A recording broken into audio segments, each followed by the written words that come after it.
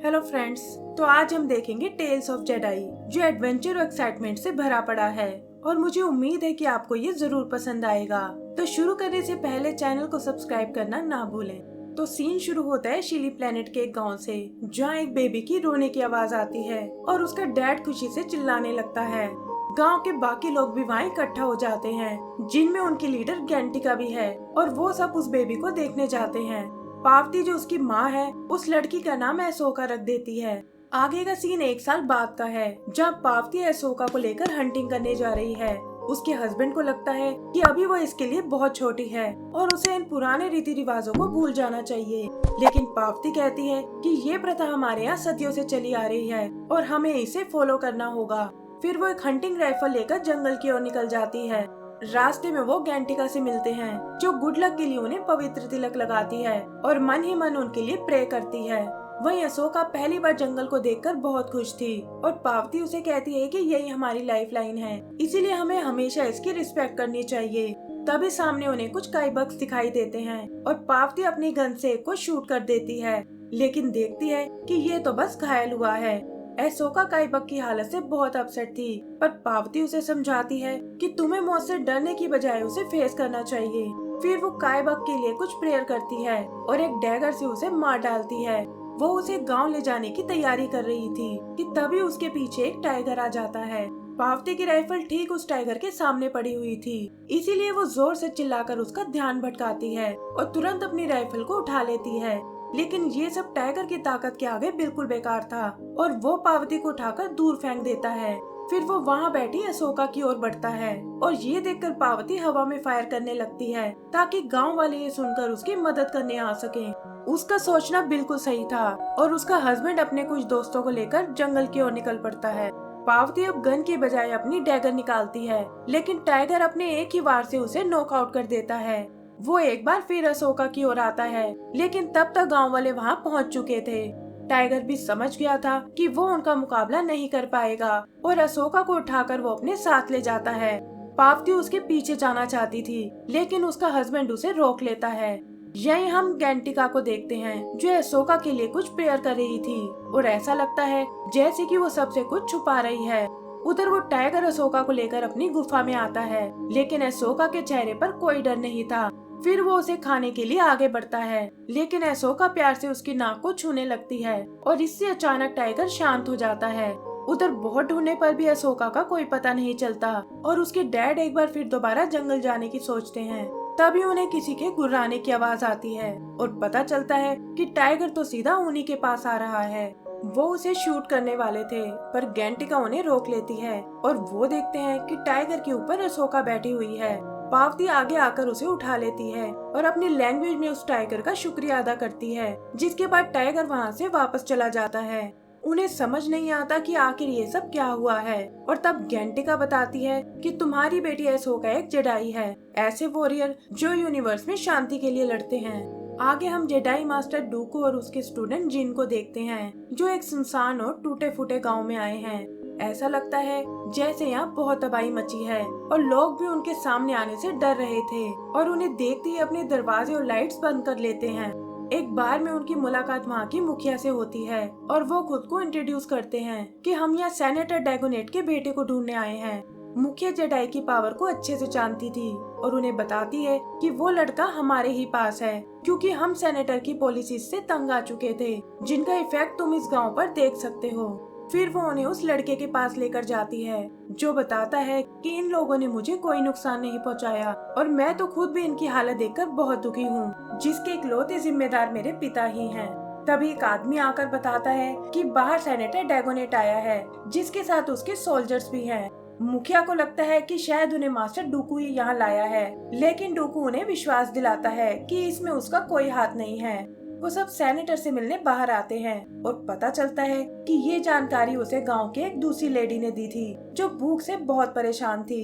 Senator डूकू से उन सबको अरेस्ट करने को बोलता है, ताकि उन्हें इस किडनैपिंग की सजा मिल सके। पर डूकू कहता है कि अभी मेरी इन्वेस्टिगेशन कंप्लीट नहीं हुई है और वैसे भी मैं किसी सेनेटर के लिए नहीं बल्कि पब्लिक के लिए काम करता हूँ। सेनेटर गुस्से में अपने सोल्जर्स को अटैक करने को बोलता है और वहाँ उनके और गांव वालों के बीच लड़ाई होने लगती है। इसमें काफी गांव वाले मारे जाते हैं और आखिरकार डूकू को अपनी चोकिंग पावर यूज करनी पड़ती है। वो सेनेटर को मारने ही वाला था कि तभी उसका बेटा और जिन आकर उसे रोक लेते हैं। वो लड़का अपने पिता को उनकी गलती का एहसास कराता है और डूकू भी जिन से कहता है कि आज तुमने मेरे हाथों एक क्राइम होने से बचा लिया और एक दिन तुम बहुत अच्छे जेडाई बनोगे। सेनेटर अपने बेटे को लेकर वहाँ से चला जाता है, इस प्रॉमिस के साथ कि वो जल्द ही इस गांव को फिर से ठीक कर देगा। अगला सीन कुछ साल बाद का है, जहाँ डूकू एक नए स्टूडेंट विंडू के साथ रिक्सस प्लेनेट पर जा रहा है। वो यहाँ कैटरी नाम की एक जेडाई की बॉडी कलेक्ट करने आए हैं, जो रहस्यमय तरीके से मारी गई थी। डूकू इस मर्डर के पीछे का राज जानना चाहता था, लेकिन विंडू कहता है कि काउंसिल ने हमें सिर्फ बॉडी लाने को बोला है और हमें रूल्स के बाहर नहीं जाना चाहिए। फिर वो जल्दी ही रिक्सस के सेनेटर लैरिक के पैलेस में आते हैं और हैनेल नाम का एक गार्ड उनका वेलकम करता है और उन्हें सेनेटर लैरिक के पास ले आता है। वो लोग लैरिक से काफी सवाल करते हैं, जिनके जवाब डूकू को सेटिस्फाई नहीं कर पाते और वो लैरिक से क्राइम सीन को देखने को बोलता है।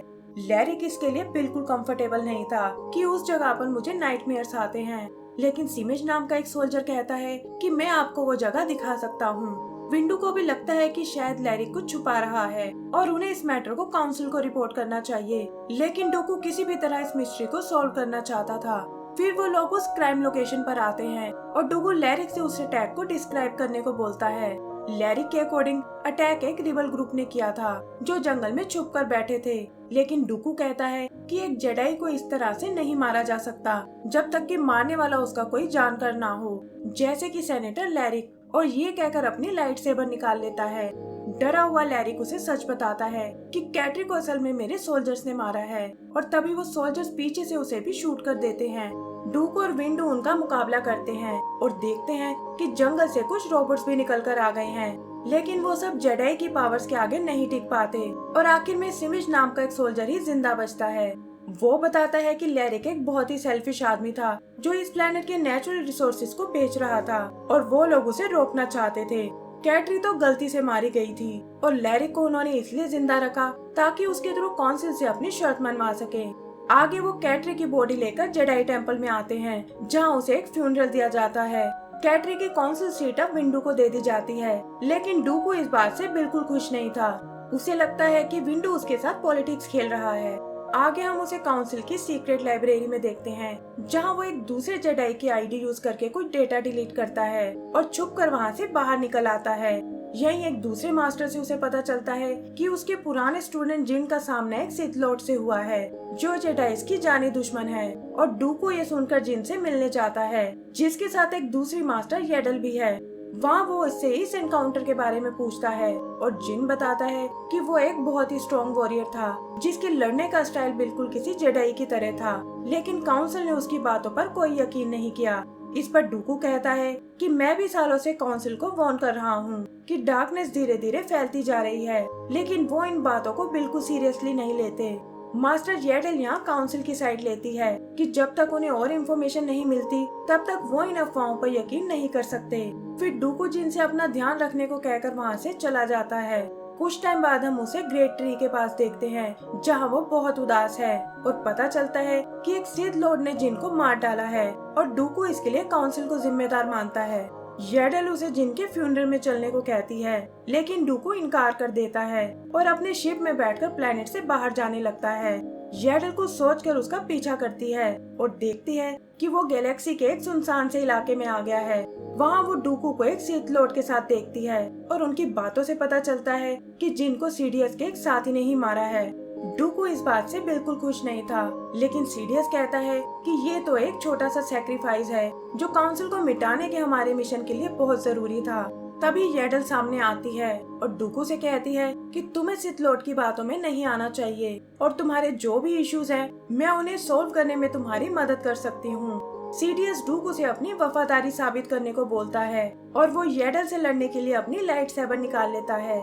उन दोनों के बीच एक जबरदस्त लड़ाई होती है, लेकिन आखिर में डूकू येडल को मार डालता है। उधर अशोका अब बड़ी हो चुकी थी और काउंसिल में जेडाई बनने की ट्रेनिंग ले रही है। तभी उसका मास्टर स्काई वॉकर वहाँ आता है और देखता है कि अशोका उन बैटल रोबोट से फाइट कर रही है।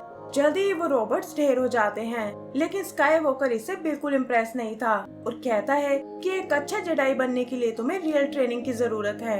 आगे वो उसे काउंसिल के मिलिट्री सेंटर में लाता है और कहता है कि रॉबर्ट बहुत इजी टारगेट थे और अगर अपनी स्किल्स को इम्प्रूव करना है तो उसके लिए तुम्हें रियल फाइटर से लड़ना होगा।